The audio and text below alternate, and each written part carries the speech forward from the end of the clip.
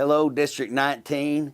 I want to talk to you some more about the school walkout and the crisis that's going on in our educational community. Anticipated last week that we would see the teachers return back to the classroom. That has not happened in a lot of areas. I do want to apologize to the followers on Facebook. Last week I had told you that I didn't believe that there was any schools in District 19. That it turned out I was wrong, and found out there was a couple of schools that did turn out to come up and participate in the walkout. Again, most of these schools are from the Edmond, Moore area, Oklahoma City area that we're seeing the large number of people.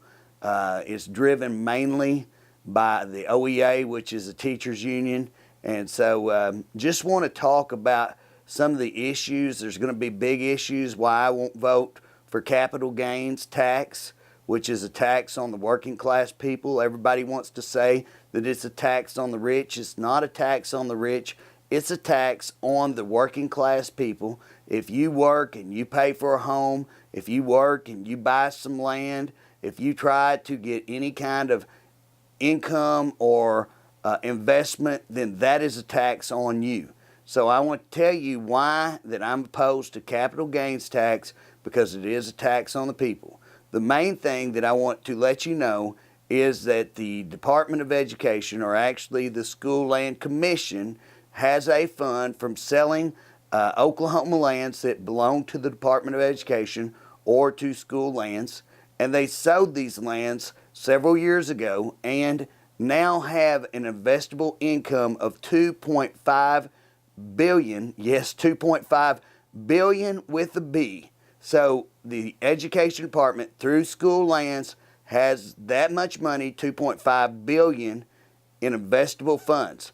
That fund this year made approximately $330 million on earned income, or off of the interest of that investment. We can't touch the body of that investment, which is the $2.5 billion, but we can use the $330 million.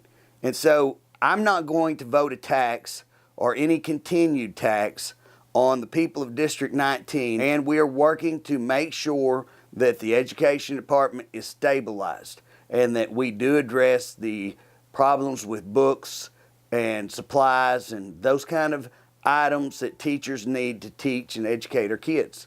So here's where I have an issue.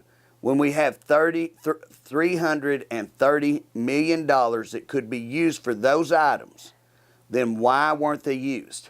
And so what happened was a group of us filed a bill. It's called House Bill 3440. I encourage you to look up House Bill 3440 and to look into that this money was available, and that bill would have forced them to use that money for its intended purpose, education.